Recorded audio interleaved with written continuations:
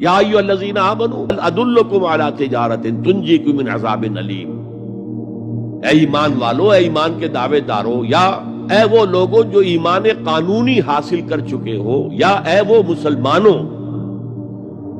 جن کی رسائی ابھی تک حقیقی ایمان تک نہیں ہوئی، یا ایھا الذین آمنوا هل ادلکم علی تجارۃ تنجیکم من عذاب علیم، کیا میں بتاؤں تمہیں وہ تجارت، وہ کاروبار جس کا نفع کیا ہوگا کہ جہنم سے چھٹکارا پا جاؤ۔ اب یہاں ایک منٹ رک کر توقف کر کے نظم کلام کے اعتبار سے ایک نتیجہ سامنے لے آئیے۔ اگر وہ تجارت نہیں کرو گے تو جہنم سے نجات کی امید یہ تمہاری وشفل تھنکنگ ہے، تمہاری آرزویں ہیں، دل کا امانیہم، یہ ان کی خواہشات ہیں جنہوں نے عقیدوں کی شکل اختیار کر لی۔ اللہ کا کلام ہے کہ اس میں کوئی شے جو ہے محض شاعرانہ لفاظی کے لیے یا شاعرانہ مبالغے کے لیے تو نہیں ہے نا۔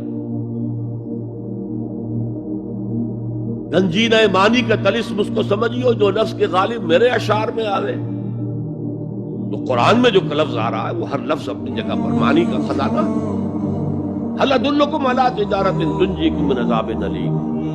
اب جواب سنیے، تؤمنون باللہ ورسولہ، ایمان لاؤ اللہ پر اور اس کے رسول پر جیسا کہ ایمان لانے کا حق ہے۔ بات وہی ہو گئی نا، وہ پہلا تمہارا قانونی ایمان تھا،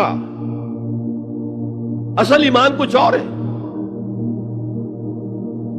اسی کو سورہ نساء میں فرمایا، یا ایھا الذین آمنوا آمنوا باللہ ورسولہ والکتاب الذی نزل علی رسولہ والکتاب الذی انزل من قبل۔ اے ایمان کے دعوے دارو، ایمان لاؤ جیسا کہ ایمان لانے کا حق ہے، اللہ پر بھی اور اس کے رسول پر بھی، اور اس کتاب پر بھی جو اپنے رسول پر اس نے نازل فرمائی، اور اس کتاب پر بھی جو پہلے نازل کی تھی۔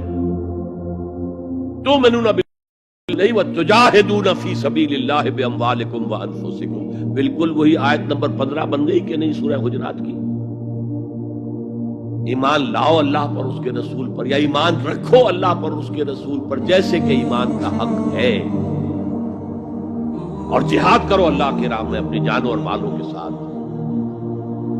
تؤمنون باللہ ورسولہ وتجاہدون فی سبیل اللہ باموالکم وانفسکم ذالکم خیر لکم ان کنتم تعلمون۔ یہی تمہارے حق میں بہتر ہے اگر تم سمجھو، اگرچہ بظاہر تو گھاٹے کا سودا ہے دنیاوی اعتبار سے۔ اللہ کی راہ میں جہاد کرنا جان کا اندیشہ، قتال کے لیے نکلنا جان کا، جو اگر بچ کے آ گئے تو ایک نئی زندگی سمجھیے، ورنہ انسان میدان جنگ میں جاتا ہے تو جان ہتھیلی پر رکھ کر جاتا ہے۔ مال مانگا جا رہا ہے اللہ کی راہ میں، مال دے کر دنیا میں تو بہرحال دولت کی کمی کا احساس ہوتا ہے نا، اگرچہ تمہیں گھاٹے کا سودا نظر آتا ہے، حقیقت میں یہی نفع کا سودا ہے اگر تمہارے پاس علم حقیقی ہے۔ اب ان دو مقامات سے جو نتیجہ میں نے نکالا، there can be no ایمان without jihad فی سبیل اللہ، there can be no salvation on the day of judgment without jihad فی سبیل اللہ۔